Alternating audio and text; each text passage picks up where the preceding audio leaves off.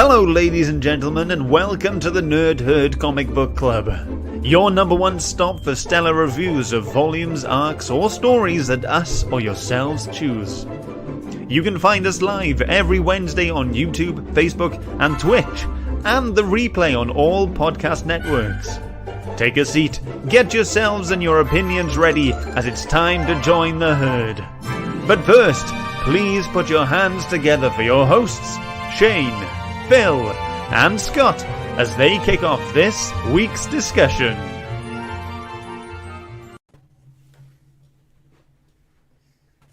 Ahoy hoy, and welcome to the Nerd Herd Comic Book Club. I'm your host Shane for this week because it's my pick as we kick off the second annual Sequels Month. Ooh. Yes. Love Sequels Month. Love Sequels Month. It's an annual thing now, isn't it? We're going to have to do one Sequels Month every season. Cool. So, as always, I'm joined by these two handsome chappies up here, both sporting amazing beards. We've got Scott from Scott's Shelf. Shemai everyone, how you doing? Thank you for joining. And Phil from Phil's Nerdyverse. Hello. Hello. So Hello. suave. This week we're reading my pick, which is Once and Future Volume 2 from 2020 from Boom Studios. It is Boom, isn't it? Yes. Actually, yeah, Boom Studios. And it was written once again by Kieron? Yeah. Kieron Gillian, art by the amazing Dan Mora, and colours by Tamara Bond Villain. See, because you did these names last time, Scott, and I mistook her name for Bond Villain, didn't I? Yes. Yeah, that's true. I thought she was a Bond villain. She is Bond Villain. Still Yes. a great name. What a fantastic, It's a fantastic name. And so it's the same three people that wrote Volume 1. So there's a great consistency throughout both stories, which is awesome. I will give a bit of a synopsis in a sec. Let's just say hello to who's in the chat. Straight off the bat, we've got Blue Sonic. Says, evening all. Hi, Martin. Thanks for joining. And Kevin's in as well. Hello all. Thank you very much. So, synopsis for Volume 2 goes like this. Arthur is back, and this time he's teamed up with Merlin to send not only stories, but poems after Bridgette and her grandson Duncan. So the dysfunctional duo must use every weapon in their arsenal, including tripwires, claymore mines, chainsaws, and Bridgette's cutting words to defeat Beowulf, Grendel, and the mother of all monsters in Volume 2 of Once Upon a Time, Once and Future. Volume 2. I just had Once Upon a Time going over in my head when I was reading this because it's fairy tales and stuff. Yeah, Once and Future, Volume 2. Is it called Bad Blood? No. Old English. Old English, my bad. But yes, so this was my pick. First off, for Sequels Month, I picked this because we read it last time for Scott's pick, and I absolutely thoroughly enjoyed it, so I wanted to continue the story. So we'll kick off with the man who picked Volume 1. Scott, what did you think of Volume 2? Well, so at the moment there are 4 volumes out, and I'm under the impression that there's only going to be 5. It's going to be done at like issue 30, I think. So I've only read the first 3 because I know they're going to be doing Volume 4 and 5 in another smaller deluxe, just like this one. Ooh, so pretty. Ooh, so nice, isn't it? It's not just because it's shiny, I think that's it. And so I haven't read Volume 4, so I've only read the first 3, and out of the 3, even though they're all amazing, this is my favourite one. And I think, well, I know it's purely because of the action and the fight scene that you get with Beowulf.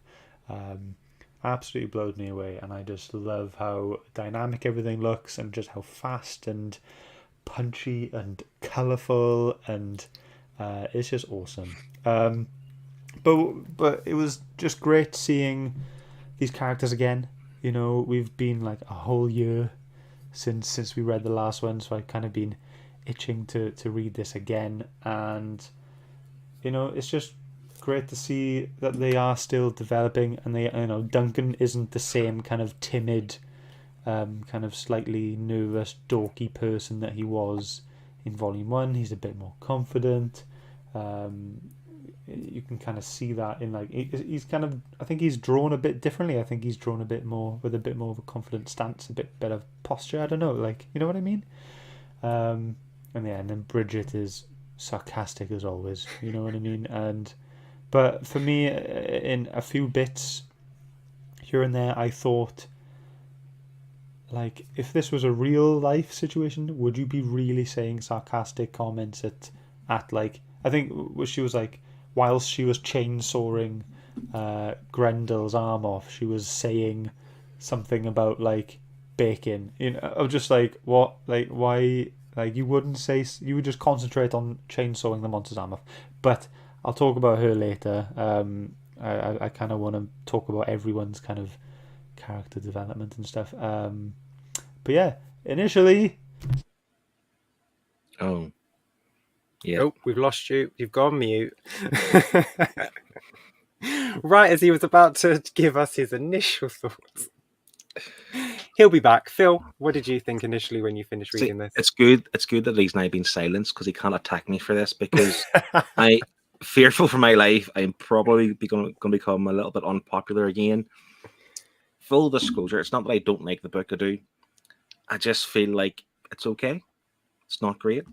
I mean, I reread Volume 1, and last time around I scored Volume 1 a 6.5. And I do remember as well, at our end of season wrap-up stream, I did say it felt like Once and Future was done a dirty because it should have scored higher, but not because I think the story was better. It's more along the lines of the books that was surrounding it. Like, it shouldn't be in amongst those, rather than Once and Future being higher. So I gave it a third chance, because I reread Volume 1 and then I read this volume, obviously, and I'm still at the same point.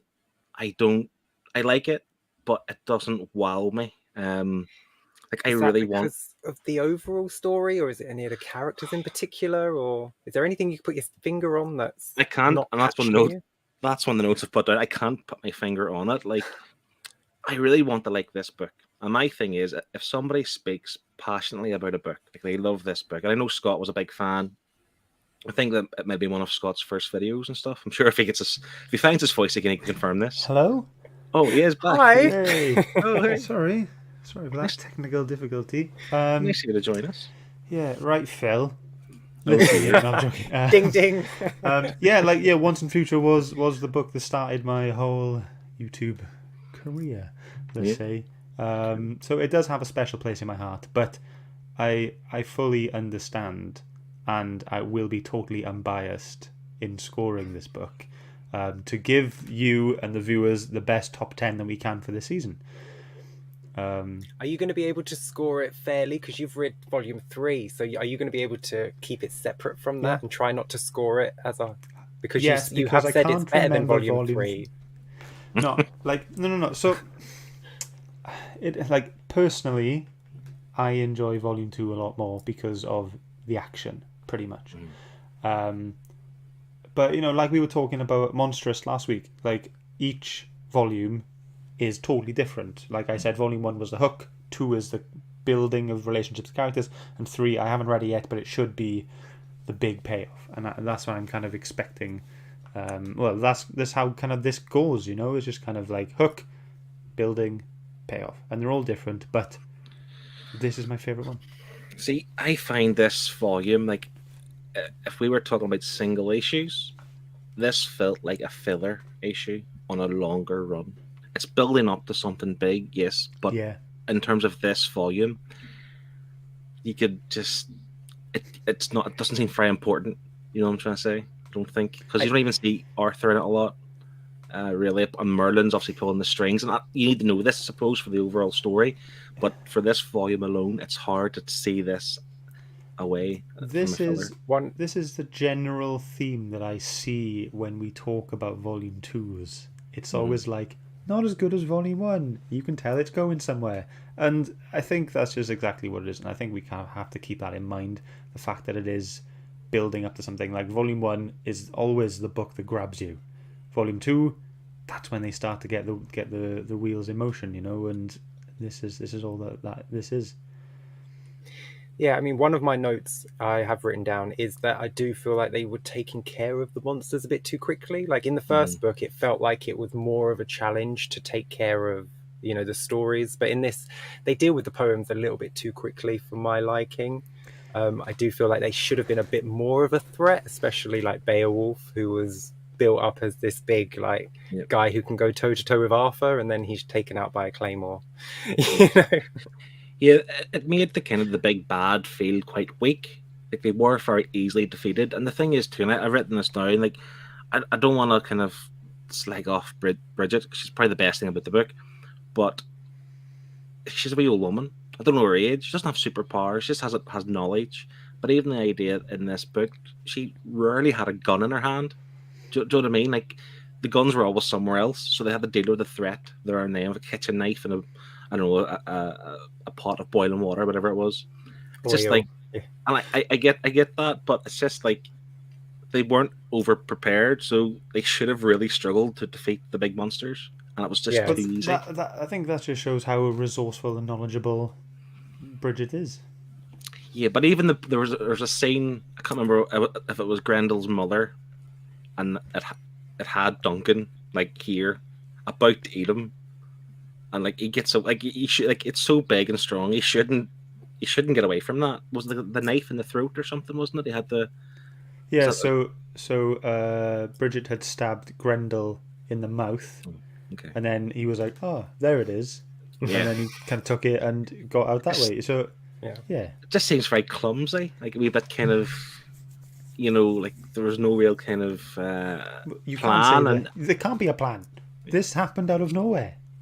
This is all gung ho and improvised and take our back.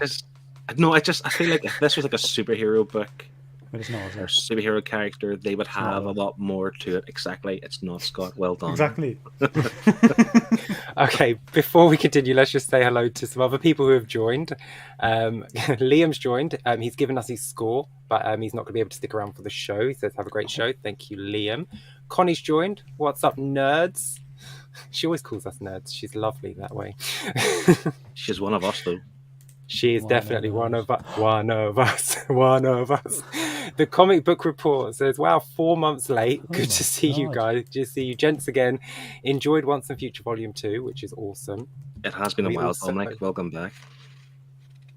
The Cult of Pop says, "Volume 2 wasn't better than Volume 1, but was still pretty good." Ooh. Wednesday Spoilers says, "Hello." Hello. I don't know if I said that right. Hello. Blue Sonic says he did read volumes 1 and 2, preferred 1 over 2. The art was amazing, though. Obviously, the art's amazing. When we get to that, we'll all gush over the art, and Scott will be incredibly happy that his best friend gets compliments. When I did message you, didn't I, when I read this, when I got to page 94, I had to put the book down and stop reading for a couple of hours because I got really mad. I think you kind of blew it out of proportion, but I think I was enjoying the book so much. Like, I was in the world, I was following Duncan and Bridget, and I was just traveling along this journey with them. And then all of a sudden, the guys from Hot Fuzz show up, and the comic just stopped. And my whole enjoyment of the comic was just what are they doing? This is not real. They've now just put characters from a comedy film into this supernatural book, and I'm I am now no longer enjoying this book, so I had to close it. And I went and made a cup of tea, and I watched some YouTube, and then 2.5 hours later, I was no, do you know what? I need to finish this book. Picked it up at the next page and continued to thoroughly enjoy it. I just had to ignore that page completely. It really bugged me. So you just kind of hit a bit of a speed bump. And so, but this is the thing, I know Phil enjoyed this page. Mm-hmm. You really enjoyed that fact that this kind of Easter egg was there. And that's all it was, but I guess it just depends on how you take it, really. See, whereas Shane wanted to make a cup of tea, I wanted a cornetto. You watch the film, look at that reference. I thought that was hilarious. Yeah, it's stupid, it's really silly, and I get that. But the whole book was quite silly. So the idea to throw that in, I think Kieron Gillian I get the impression he's trying his best to make it feel English, you know, Yeah. like it's a very English book, and they're just trying to throw things like obviously like Hot Fuzz. Like in terms of the American audience, I think Hot Fuzz was a pretty big deal. They're maybe trying to throw things like this in as a little cameo. Imagine if the guys from Bottom showed up in it. Come on, I mean, or you know, like it wouldn't, like it just wouldn't. This generation don't get that though, probably. I get it. It just didn't fit for me. Like I just like instantly, it just came to a grinding halt, and I just stopped reading, and I was like, "What have you done?" I was like, "What are you doing?" I know they get killed instantly, but still, for me personally, not this book. Like I was enjoying it so much. I didn't want anything stupid or slapstick or like anything like meta in this book. I was enjoying it far too much. See, and the Cult of Pop was asking actually just before I mentioned it if this was the one with the Hot Fuzz cameo. He says he liked it. It was perfect for the dumb local police. And yeah, I mean, I understand why it's in there, but just for me personally, big miss on that one page. I wonder, and not that I know where it's ever been said, I would wonder, did Kieron Gillian want that? Or did he just want, listen, Dan, just draw some police. We're going to kill them straight away. Just draw 3 cops, and just so they're there, and we'll kill them. Did Dan Mora just do it? Kieron, he's British, and like I've read other stuff that he's written, and I've watched like interviews with him. He's a funny guy, you know, and I'm sure he meant that. Dan Mora, he's like Spanish or something like that. He's European, so like I doubt if Kieron just went, he'd just draw some policemen, that he would go, oh, you know what, Hot Fuzz. He gets that email from Kieron. He's eating a cornetto, and he got, I've got just the guys to draw here. See, that's the thing. Blue Sonic said there as well about making it British. Like they had Bake Off references. Bake Off reference in the Volume 1 and this as well. And I love that. And again, I just think that he's trying to make this British feel like a very British book. And to be fair, this is a weird thing to say. Like when I'm reading a book, I try and obviously imagine their voices. Mm-hmm. And you know, Shane's obviously from London, but I couldn't imagine an English voice, and I couldn't get it. I couldn't put Duncan's voice together. Yeah. You know what I'm trying to say? I really struggled with that, which is odd. Manny Reads Comics says Dan Mora was actually watching Hot Fuzz at the time. I don't know if that's true. If it is, fantastic. Probably not. Because they were spot on. I will give him that. Like you knew who they were instantly. Like they didn't even need the body armor and the big guns from the end of the movie. Yeah. If they had walked in just as cops holding cornettos, like it would have been just as recognizable. That would have been even funnier, I think. If you're going for the comedic factor, like Phil said, they should have had like cornettos. That's the iconic thing, especially if Nick Frost was just holding a cornetto, while Sean's holding like all the guns. That would have been just a cherry. But Simon Pegg has now appeared in at least 2 comic series, hasn't he? The Boys. He was yes, the boy. He's modelled. Yes, Huey is modelled after him.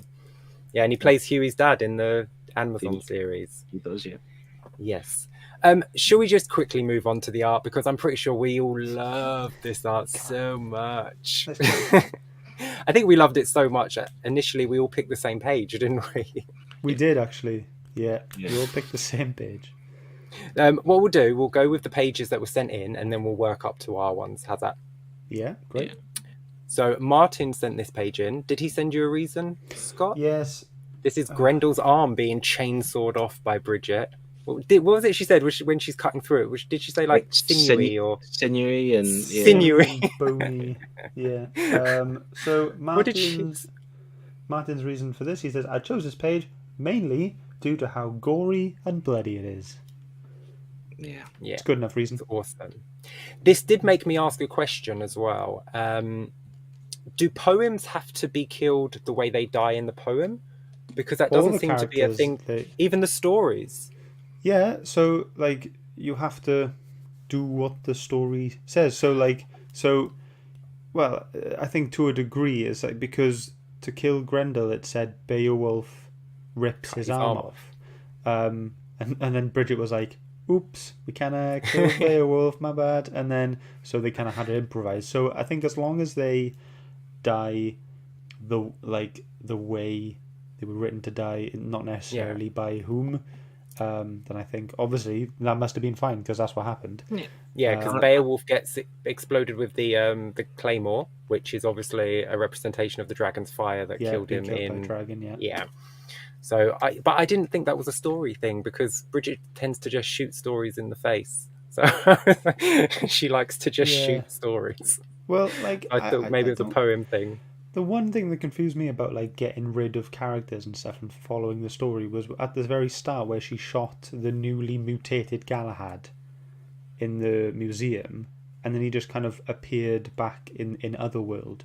So that got me thinking, if they're not killed the way they're supposed to be killed, then do they just go back? Do they just respawn? You know what I mean? Do they just go back to their starting point? Like guns would be useless then, because obviously guns would never have killed any of the Knights of the Round Table because we didn't have them back then. Yeah, they're just deterrents, I guess. Yeah, I guess. It was just a question I had. I was just like, oh, poems have to be killed exactly how they died. Yeah. So Scott, just that scene Scott was referring to, that was really confusing. Not so much for the art, obviously, but in Volume 1, was there like a thing where you had to have the candle and had to stay lit for you to go in the other world?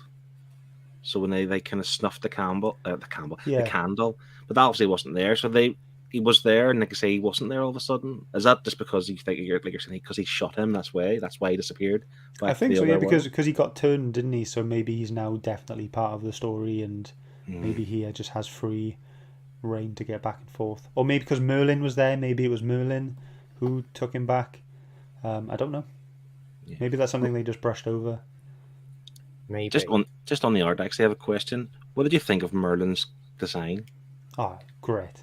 I liked it, to be fair. Proper like gothic. Yeah. It was kind of like closer to death than Merlin, wasn't he? Like with his big scythe and really cool. Yeah, it's awesome. Cool. Connie and Kevin picked the same page. They did. They picked Grendel versus... no, they didn't. They picked Beowulf versus Arthur for the first time. Yeah. Let me get rid of the banner. So, Connie didn't give a reason. She just says, here's my page. Yep. I'm still reading. But she loved that page enough for us to send it in to us. And Kev literally just said, this is my page pick for tonight. It just looks cool. Also, I think this is my new favourite series. Now, I think for anyone else saying, I like this page because it just looks cool, that's fine. But because Kev is an artist, I really was hoping for him to go into some sort of in-depth, arty-farty kind of description as to why he likes this, the kind of... Because of the positionings of the body and the way poses, they're mirroring each other. Yeah, and there's like the symmetry and all this, but it's just Kev is just like, that's awesome. looks cool, mate. And you know, it just made me laugh. And so thank you very much, guys. It is a cool page. It was going to be my first pick, actually. I did change it when I saw that Connie and Kev had both picked it. The next pick is Phil's pick. Phil picked this page. Phil picked page 94. I had to. Like, it's just... I mean, like I said, my original page was the one that we all picked, but this... I had to throw this in just because I thought it was really cool. I mean, I love the use of colours throughout the whole thing, and even... I don't know what it's called. They referred to it in the first volume, like those kind of spots. Whenever they kind of it's just. I don't think they ever call it anything. It's just what happens. It's just the lights, and the lights just change. And actually, I just think that's cool. You got the rain pelting down, and here you have the fuzz. Like, come on. He just needed to be on a white horse, to be honest. It was just so cool, so funny. And like I say, I didn't want to take a break and make a cup of tea. I wanted a cornetto at this point because I thought it was fantastic. Surprised you didn't come on with one. Yeah. Oh, should have done that, Yeah.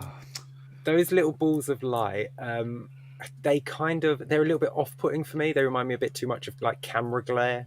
You know, when you're watching a TV show or a movie, it sort of takes you out of it. Yeah. Camera glare makes you feel like you're looking through a lens, and then like those little globlets of colour make you feel like you're looking through a lens rather than just watching something happen. But it is a good page. I'm not going to downplay the art. The art is spot on, and he looks exactly like him. Like I say, it just took me out of it personally. With those little kind of globe things, it's the reason why I like them as well, because the scene where Bridget was just in back at the old people's home, and she spots a few of them peer on the panel, and she knows, oh, here we go, something's up now. She has to go and do Yeah. I love the way it signals that as well. Like you're in an action with something from the other world or whatever with that, because if it was just a normal page, it wouldn't feel right. Like No. it's not just like it's something for the reader to see. Like the characters acknowledge this, and I think that is something that is cool about it. Yeah, I love the way the colour sort of goes across the page when a story's happening or a poem. You just see it. You've got this half of the panel is just completely normal colour, and then there's this beautiful, like almost like Gradient. watercolour that comes through. Yeah. So the colours and the art in this book, we're just gushing over it, aren't we? Scott, your page, you picked Bridget with a chainsaw.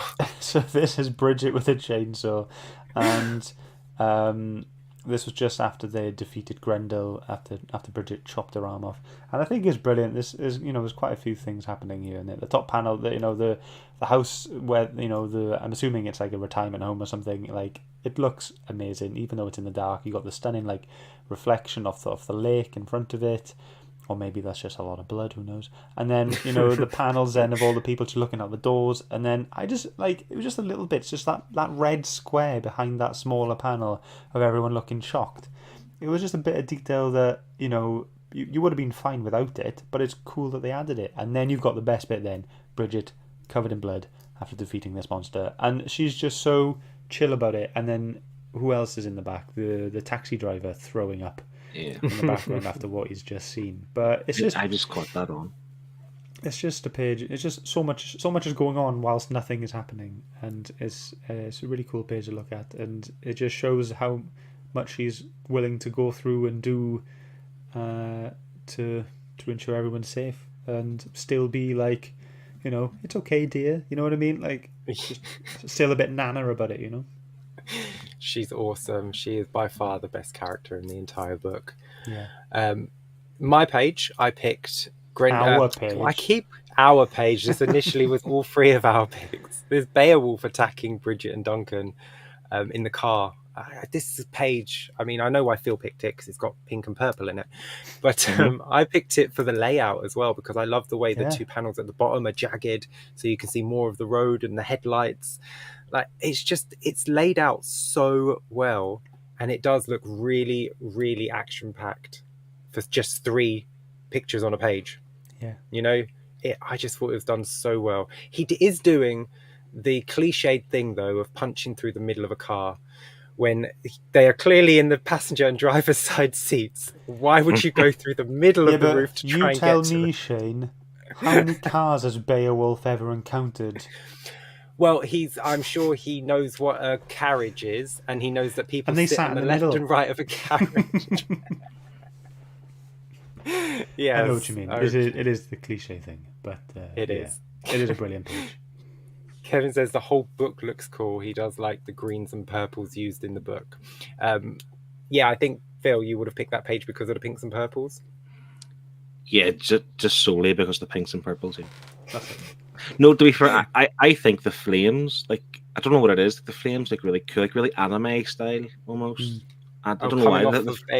Yeah, it's just that they look different, like, than any other flames you would see in other books. Do you know what I mean? Like real anime kind of like vibe to it. I love it. Very cool. So the art, what's left to say? It's awesome. Like, it's Dan Mora. Yeah. You're never going to fail with Dan Mora on a book, are you? I think this is the first time that I saw Dan Mora doing like gory stuff. I know he does Batman as well, doesn't he? And he did like Power Rangers. So I never saw him do anything really like bloody like this before. So I think it was a good opportunity for him as well, and to see that he did it so well. Just hats off to the guy. Just brilliant through and through. Like, fantastic artist. I think he was one of my first favourite artists, and I still stand by that he's in my top 5. Yeah, can't tell he's you quickly where. climbing my list. He is very quickly climbing my list at the moment, especially like with his work on World's Finest right now. Like, yeah, he's awesome.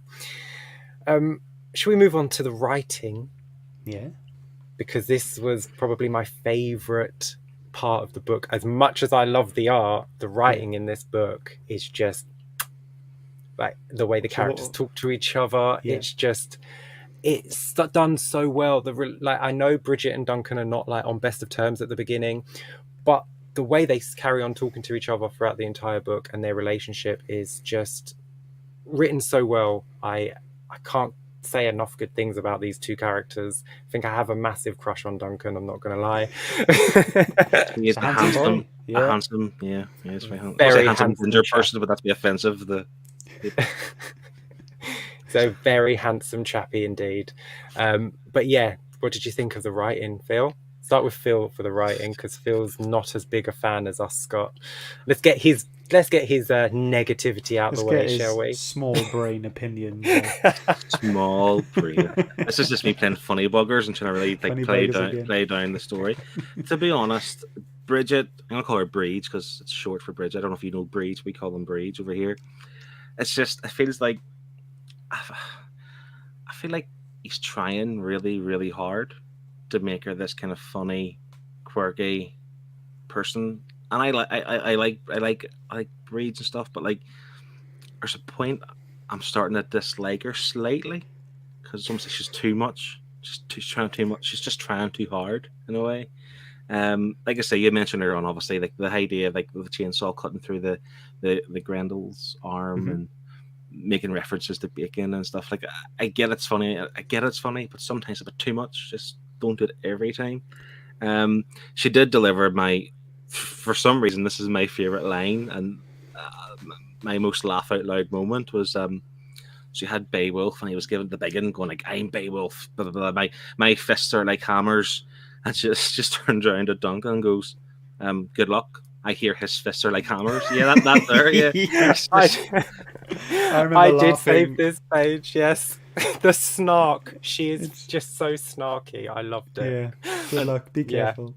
Yeah, and I just laughed. That was the one laugh out loud moment, to be fair, and it was really cool and stuff. And she is funny. There's something about her I starting to dislike. And Duncan, he's a handsome chap, but boy is he sulky.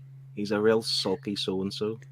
Well, he's been thrown into this world. Like, he's had no time to adjust to it. He's literally been told about it, and he's had to fight straight away. You know, he wasn't told about it as a child. You know, Volume 1, there was a lot of like family reveals in Volume 1. To carry on from that, you know, he learned who his brother is. He learned who his granddad was, the fisher person. And something like that, wasn't it? And then you got Mary, and it was just all.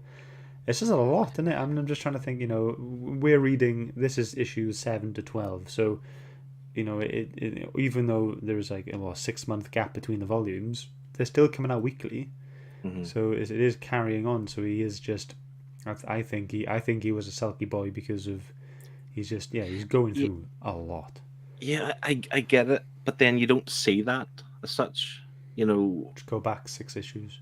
I know, but what I mean is, like, you don't, like, you know what's happened. You know the whole family dynamic. This woman, Elaine or Nemu, whatever. It's his mum. She's called Mary, and but like, whatever. It just all seems very cold. Like, kind of, like. Yeah. I know. I'm not offensive to you. It's just that's just a stupid name, Nemu or whatever. Nimue, she's the Lady of the Lake. Yeah. She's a very important character. But is this like an Arthurian legend? Is this part of the whole tale? Yeah. See, this is the thing. I don't have any interest in this. All I know about Arthur is that he married Guinevere, who she shied his best mate in Lancelot, and the National Lottery have machines that play the balls named after Guinevere and Lancelot and whatever else. That's all I know about Arthur. And is that why he was called Lancelot? Because he lances a lot. Makes fun. I like that. That's good. Scott, come on, positivity time. So, writing. Bridgette, like coming back to what Phil said about Bridgette, like, yes, I understand that she's like sarcastic and probably shouldn't be at some particular times, but then I'm like, as always, I read too much into stuff, and I'm just thinking, this is a job she's been doing like all of her life. Like, is this a coping mechanism to be like sarcastic and funny, similar to how Zach is in the Power Ranger books, or maybe she's just numb to the whole job of what she's doing and is just going on autopilot for the whole thing. Yeah, I mean, I think like the writing for this book is very, very similar to Joss Whedon's writing for like Buffy the Vampire Slayer. You know how like she's always snarky in a fight, whether she's fighting a vampire or a god. Yeah. You know, she's always got something sarcastic to say, because not only is it a coping mechanism, you know, it's for you to say, like, I know what I'm doing is absolutely ridiculous and it's really dangerous and I could die at any minute. But also it could be quite daunting for your enemy to see this confidence that you have. It's like, this is a tiny old woman who is mouthing off to you, who is this massive giant green monster. Like when Grendel comes in and she's like, were you raised in a barn? Like, shut the door. And he's like, actually I was born in a river. And she's like, that explains it. It's like, you know, it throws you off, because he then had a conversation with her which gave her enough time to get to the boiling oil and use it on him. I know, I love that bit as well. It was so good. Yeah, so it's also Proper, a weapon, you know, her snark and her wit and her sharp tongue, it's just another weapon in her arsenal, and she uses it perfectly. Like, I can imagine this would be what Buffy is like when she's old. You know, like if Buffy the Vampire Slayer was like a 70-year-old, like this would be her, snarky, threatening to break everyone's fingers if they turn the channel in the old folks' home. Yeah, absolutely brilliant. Aren't they kind of doing that? I don't know if it is set in the future, but aren't they doing like a Buffy the Last Slayer? This is what I was going to say. I've read The Last Slayer, and there actually are comparisons between Bridget and Buffy. Not quite the same level, not quite the same age, but it's the same kind of idea, and that's really good. Cool. See, Nice. Let me catch up on some comments here. We have Manny reads comics. Beowulf doesn't know cars, going back to why he was stabbing through the middle of the car. And like, I get it. The Cult of Pop says Duncan's been lied to his whole life, which is why he's moody. Completely understandable. Kevin says Bridget got a bit too much for him as well at points. Also, back to Duncan. It's great to finally see accurate ginger representation. So I don't know if you saw in the comments, so on our Instagram page, when we said that we were reading this week, Kevin commented something about oh no, it was on your post, Shane, but the covers, and Kevin was saying that he just resembles him, and he does. Yes, and I Duncan totally does. agree. Yeah, Duncan was modelled on Kevin. That's the only explanation. So it was, Dan Mora peeping through the window. So Dan Mora was watching Hot Fuzz for page 94, and then he was looking on Kev's Instagram and Facebook page for inspiration for Duncan. Yeah, he's like, I need a beardy ginger. Let's see. He's like, that one will do. But yes.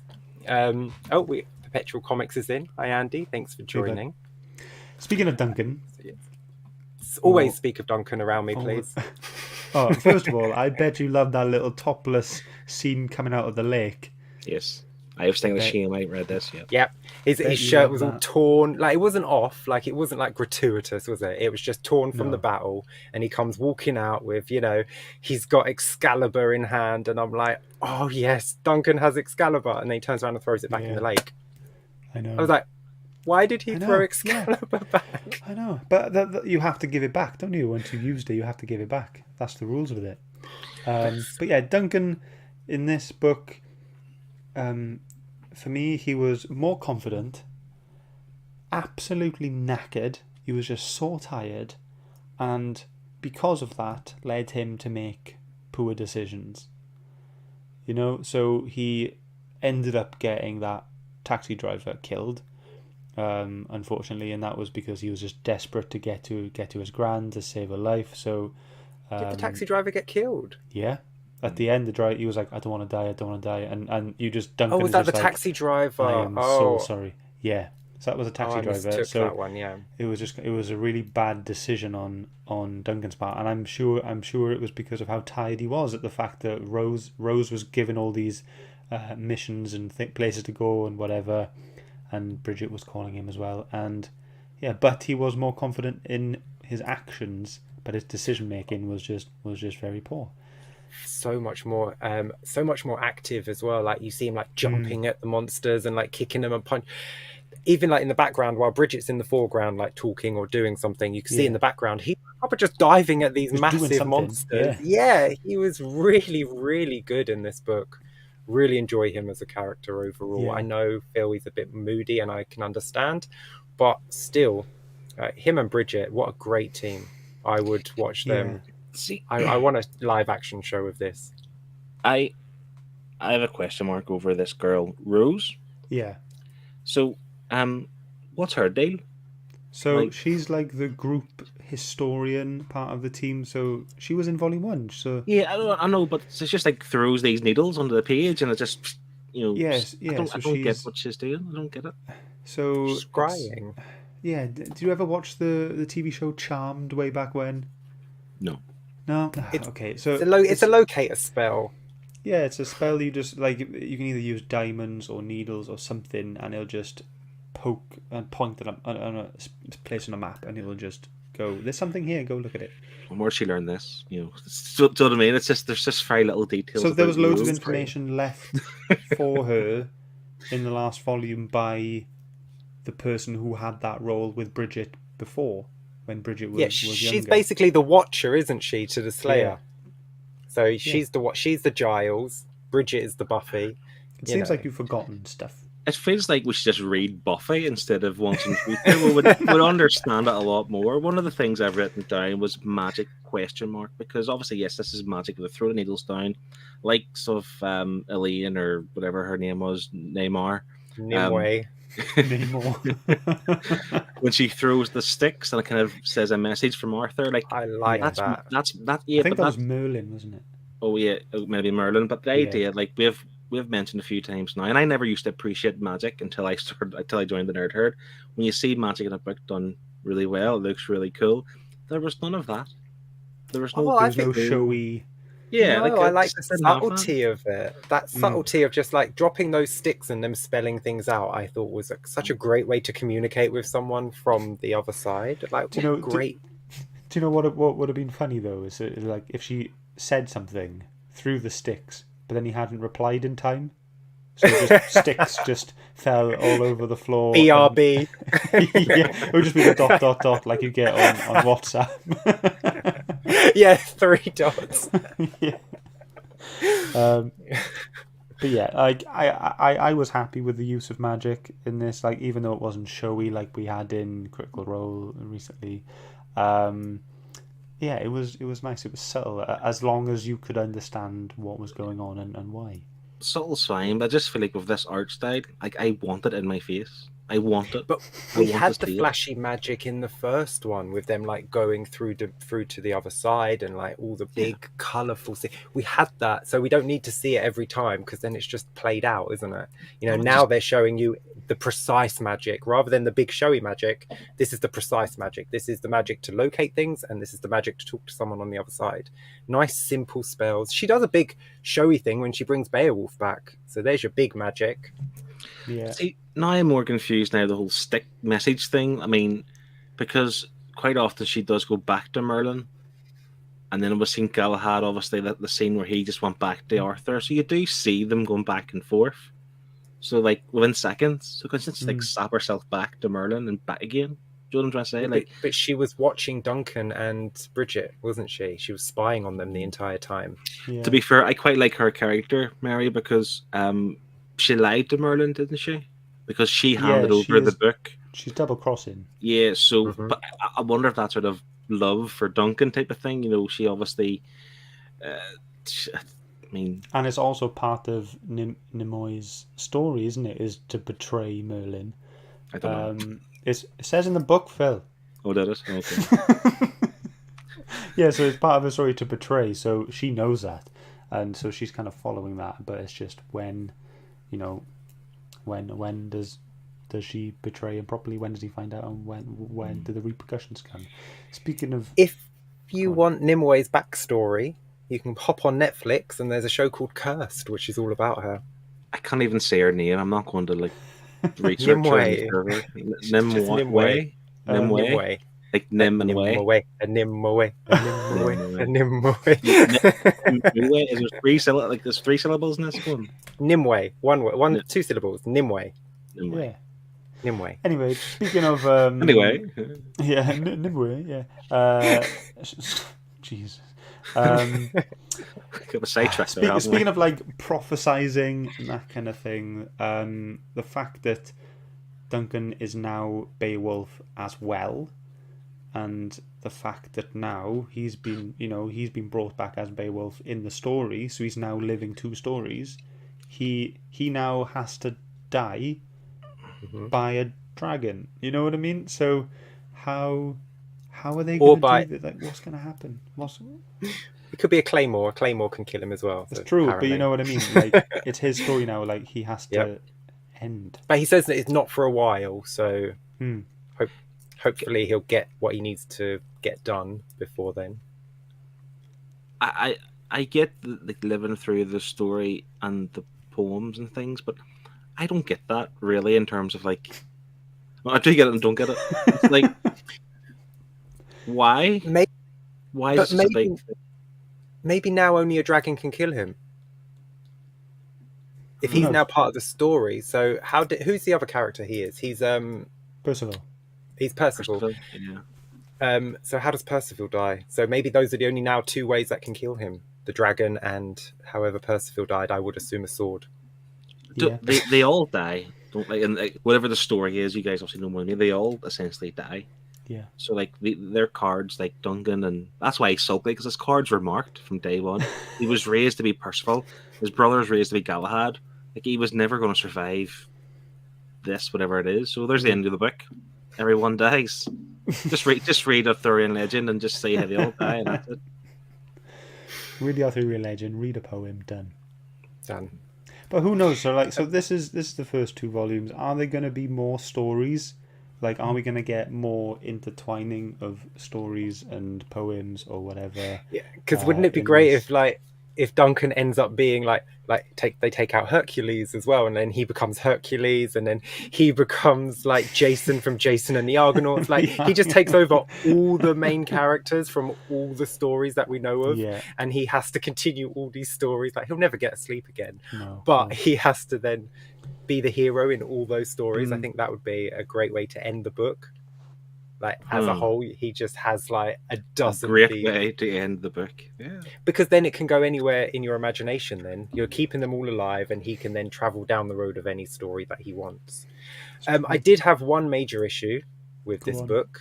It was the spells that Nimue was casting. Yeah, I thought about you when I was reading this, because put it through.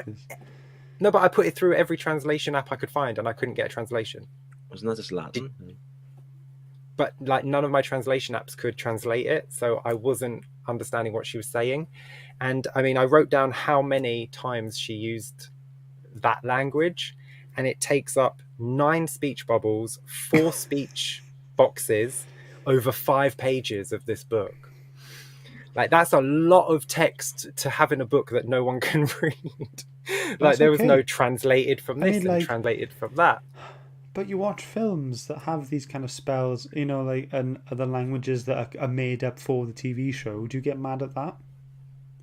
No, because it, like, if you put the subtitles on, or if you put the closed captions on, it says speaking Latin or speaking. This didn't say it was translated from anything, so I was like, is it Old English? Is it like, I didn't know what language she was speaking. It's just because nobody knows the original. Magic, well, then do it once and then just translate it for the rest, and then you say translated from made up language. Because to have to have 13 boxes of text in this story that I cannot read is a waste of time. Just have her speak silence spells then. Do you know what I mean? Like, there's no point in putting it there if no one can read it. Just have her doing the spell. Innit? Yeah, I just it didn't put me off, but that was just my irk for the issue. And it's a small irk, granted. If you remove the speech bubbles, like you're saying, have her eyes, the back of her head, like fluttering, and have all of this fancy pink and purple magic things happening around her, that's what you do. There you go. I would appreciate that. Kevin has one history nitpick with the story. Arthur wants to restore England, but England is named after the Anglos, which Arthur hates. So surely he wouldn't use the English. He wouldn't use the name England. He calls them Anglo-Saxons a lot. He uses the old-timey speak, and it's not really a history nitpick because Arthur wasn't real. He was he's not a Merlin was historian real. character. I looked Merlin this up. wasn't real either. Oh, yeah. Merlin was real. He's Welsh. Yeah, Merlin's Welsh. Is he a con man pretended to be a wizard? All right, boys. He was yeah. he was a druid who was Welsh, who then went to live in the lowlands in Scotland. He was. Fair I looked enough. this up. See, I done a little bit of history research, Nice, a little bit. nice. You did it. You did a bit of homework. Ooh. Before we get on to final thoughts and scores, Blue Sonic says he didn't mind the made-up language, but dragging it over 5 pages is too much. Yeah, exactly. That's what I think. I think just 5 pages is a bit much. Like 13 boxes and speech bubbles throughout 5 pages is a lot for a language no one's ever going to be able to read. Like, granted, like, well done, you came up with this whole new language to put in your book. Tolkien developed Elvish, and it's beautiful. It's a beautiful language. Can you read it? You can study it. You can take a class to study it. I have. Klingon Okay. as well, isn't it? Yeah. Yeah, have. but you have to learn these languages. You have to study them and learn them to. And Yeah, I'm but not going this to do one- that to this read one 5 system- pages of a comic book. Yeah, well. Doesn't matter. Can I bring up one thing before we go on to final thoughts? Please. How did you react when you read about the whole Boris Johnson thing at the end? Is that meant to be Boris? Yes. Was that meant to be Boris? Yes. 100% is supposed to be Boris. They need one more character called Boz. Yeah, Boris. They go to 10 Downing Street. This was written in 2020. Boris is in power in 2020. They need did not Boris pick up on Johnson to carry I on did- this story. I did not pick up on that at all. I did not pick up on the fact that that was Boris. I was Neither did I. just... I thought it was 2019. This was written. 2020 this came out. Mm. But still, yeah, I do Boris- like the idea that, like, the Prime Minister knows that there's a secret organisation that when they say something, the police back away because they're dealing with shit that Yeah. we don't need to be getting involved with. Like, it's older than us, it's older than the government, you know, like, it's been in place since the beginning and we don't talk about it. But then he's just like, screw it, actually, let's crack open the box and have a look and see what's inside. I'm like, but you just said, like, on the page before, you were like, nope, that's done, we don't talk about that. And then he's just like, actually, Pandora's box is looking very interesting. Yeah. Yeah, but See, it's definitely Boris. that's the thing. Obviously, I never thought about being Boris. I get the name Boris, but Yeah, I feel like it's too easy to get Boris Johnson then because I think he was in shade, wasn't he? Like, he was in shadow, so we didn't see Yeah. him. Like, we only saw the guy but the talking per- to him. But the person in the shadow looked quite slim, so it can be Boris. Because Boris isn't slim, and the guy It also is. did the Prime Minister character have? Was he speaking? Did he have words? Yeah. He was the one who said, well, let's just crack open the box then, shall we? Oh, yeah, he did sound quite Ugh, stupid. bicycles. It's like, yeah, it's quite Boris. Yeah. Yeah. So I'm really surprised you didn't pick up on that because Amy and I, you know, like, because I got the book, I delivered.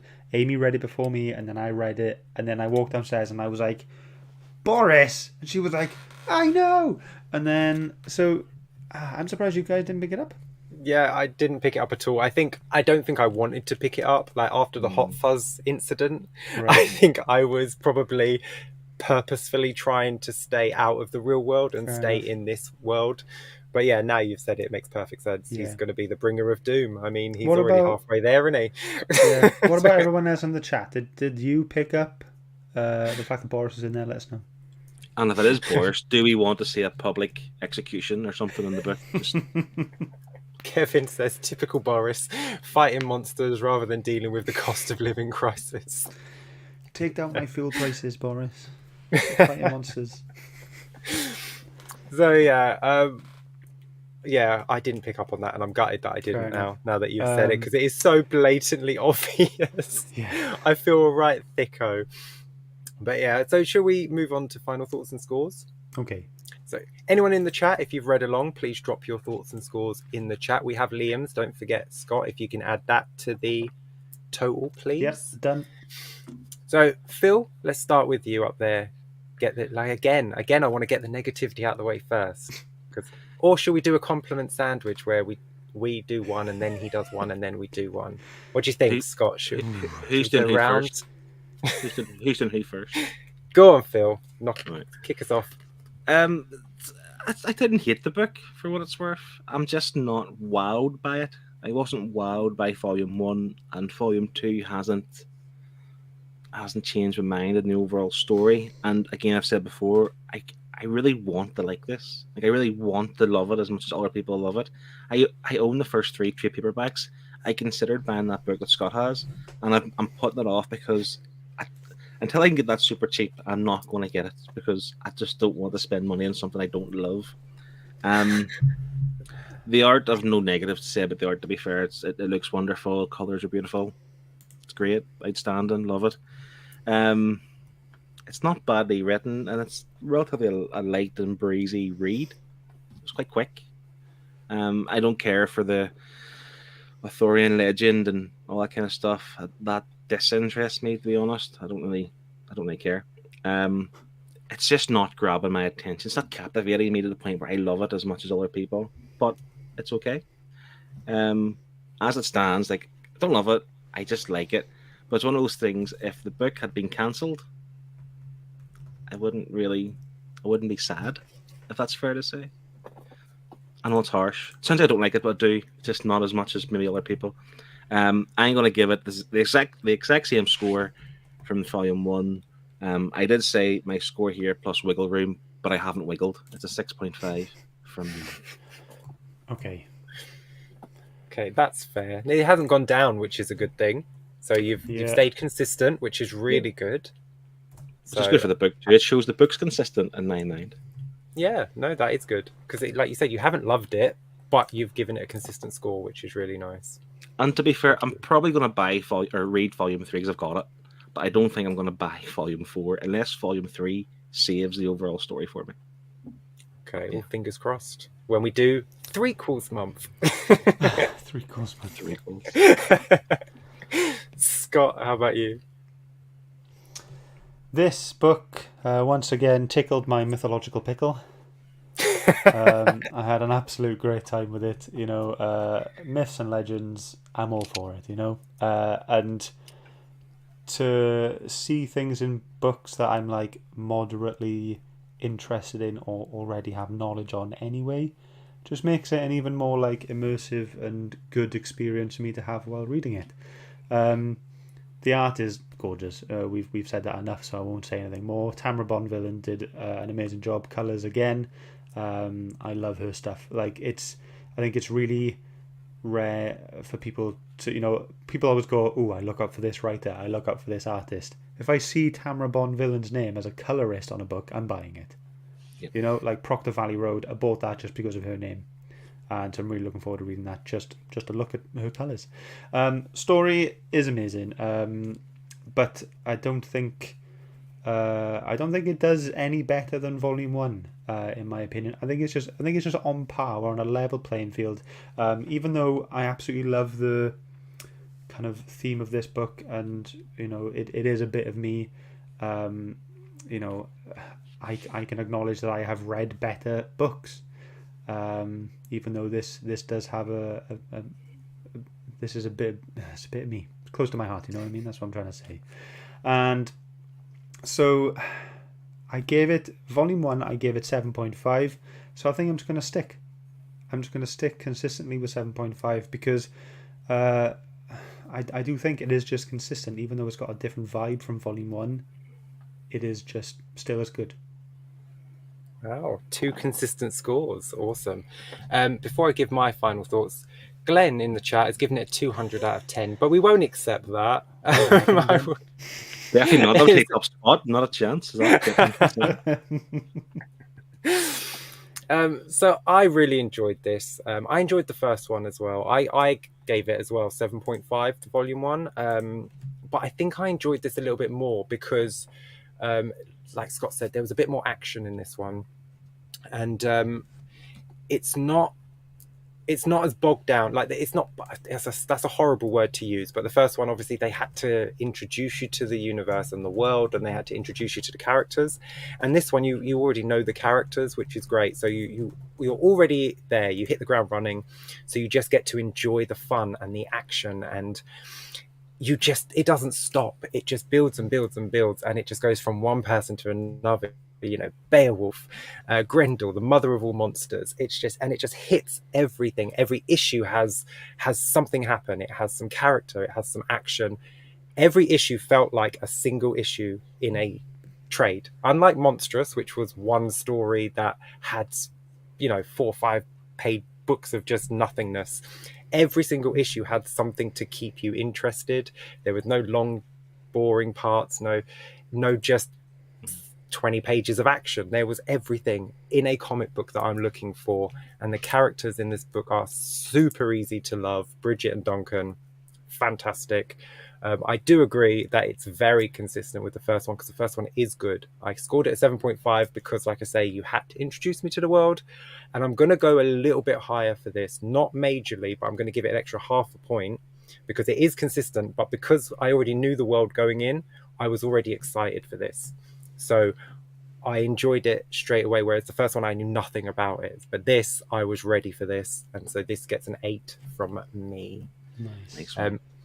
We do have Wednesday Spoilers has given us a score, which is do we go up or down for that? I think we might have to go up because it's closer to a 7 than it is a 6.5. He's gone 6.8. I agree. Yeah, he could have 7. We'll call that a 7. Yes. So let's go through the scores. Liam gives it a 7.5. The Comic Book Report gives it a 7.5. Connie says, I'm going to give it a 7. It was good, enjoyable, a very typical building story. I'm not worried. Sorry, I'm not wowed. I'm not worried. I'm not wowed, but I still enjoyed the series, etc., which is awesome. Kevin gives it an 8. Very nice, Kevin. Blue Sonic says, I really like this. The story was fun and easy to read. I also like the nods to British culture. I will read on to see where it goes. It's a 7 from me. Volume 1 would have been a 7.5. Oh, so he's gone slightly down from what he would have given the first volume. Wednesday Spoilers, loved it, but they went from Britain Arthurian, I can't say that word. Arthurian. I don't know why I have a drop. My tongue's too big for my mouth.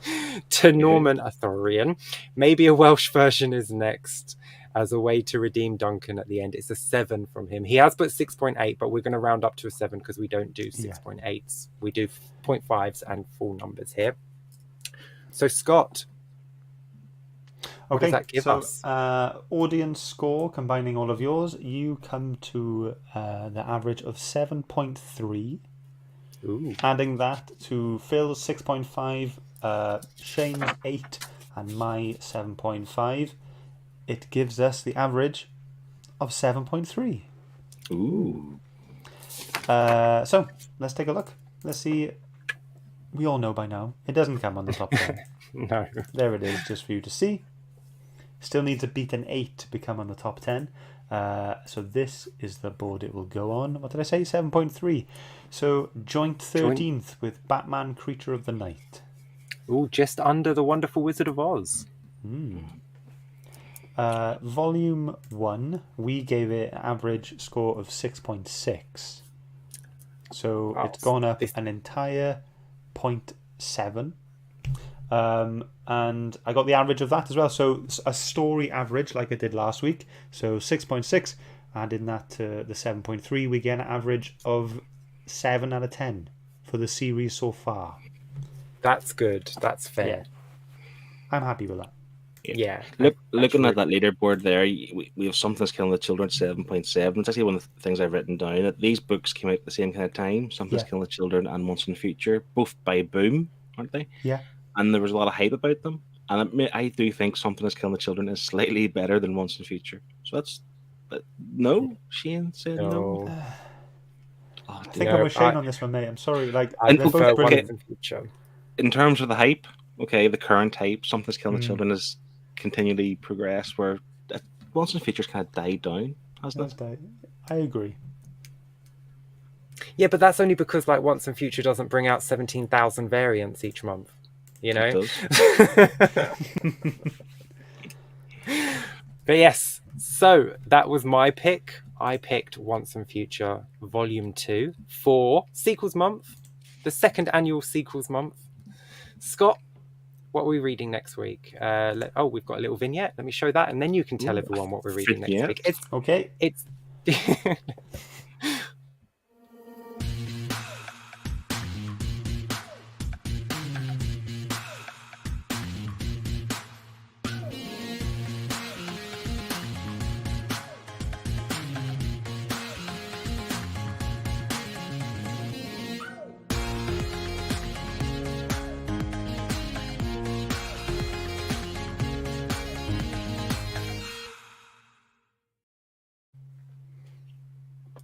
next week. So, for everyone who's listening on the podcast, we are going to be talking about Skyward Volume 2, Here There Be Dragonflies. I really enjoyed Skyward Volume 1, and I kind of wanted to see where it went. And besides, Shane already picked Once and Future for Sequels Month, so this was my second choice. So I really enjoyed Volume 1 to the point where I bought the deluxe for that, and I'm really looking forward to getting stuck in to seeing where it goes. I haven't read it at all. I've been waiting because I wanted to pick it for Sequels Month. Awesome. Blue Sonic's looking forward to it as well. So hopefully he's read the first volume already and he doesn't have to keep up, because for the past 2 weeks he has been reading 2 volumes a week to catch up with us. Bless him. But yes, so next week, Skyward. I'm looking forward to that as well. But until next week, take care, everyone. There's nothing left to do but get your waves out. Bye. See ya.